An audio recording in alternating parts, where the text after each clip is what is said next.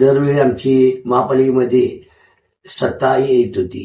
15 वर्षामध्ये मी राष्ट्रवादी पक्ष वाढवण्याचा प्रयत्न केला. राष्ट्रवादी तिकीट डावललं नाही, नाकारल्याने मी खूप नाराज आहे. गोंगाव पेठेमध्ये गेले 25-30 वर्ष मी सामाजिक कार्य करत आलेलो होतो.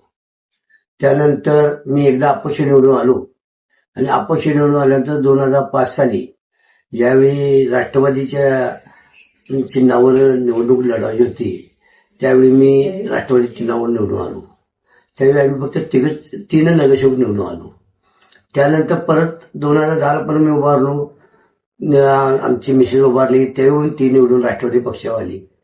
असं सतत काम करायला गेले 15 वर्षामध्ये मी राष्ट्रवादी पक्ष वाढवण्याचा प्रयत्न केला आणि दरवेळी आमची महापालिकेमध्ये सत्ता येत होती.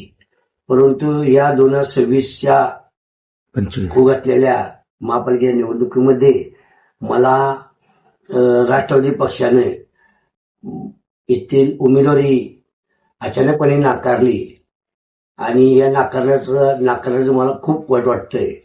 कारण मी सच्चा कार्यकर्ता होतो. मी हसमुश्री साहेबांचा फॅन होतो आणि नेता आमच्या कोल्हापूर महापालिकेच्या मागील वर्षी जे पदे घेतली या पदाचे सर्व मंडळी, सर्व नगरसेवक साहेबांना सोडून गेले आणि आम्ही ठराविकच काही जण हातावर बोटावर मोजणे इतके लोक नगरसेवक आम्ही त्यांच्यावर राहिलो आणि म्हणून मी साहेबांना सोडून कुठल्याही पक्षामध्ये प्रवेश न करता साहेबांच्या विश्वासावर बसलेलो होतो.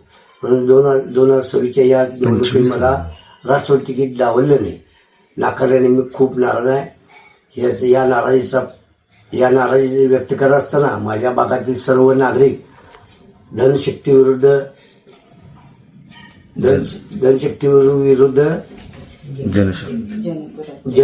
जनशक्ती असा मी या निवडणुकीमध्ये उभारणार आहोत आणि खरोखर मला माझ्या सर्व भागातील नागरिकांचे गेले 15 वर्ष मला ते मतदान करतात त्यांचे मी आभार मानतो आणि तिने खरं यावर्षी पण मला असंच मागील 15 वर्षी जसं सहकार्य केलं त्या पद्धतीने सहकार्य करावं.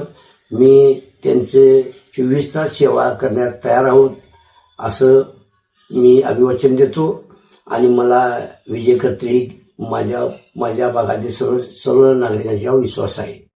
चालू वर्षी नवीन प्रमाणे आलेले आहे 4 प्रभाग एकत्र जवळजवळ 27,000चा मतदारसंघ असून या मतदारसंघात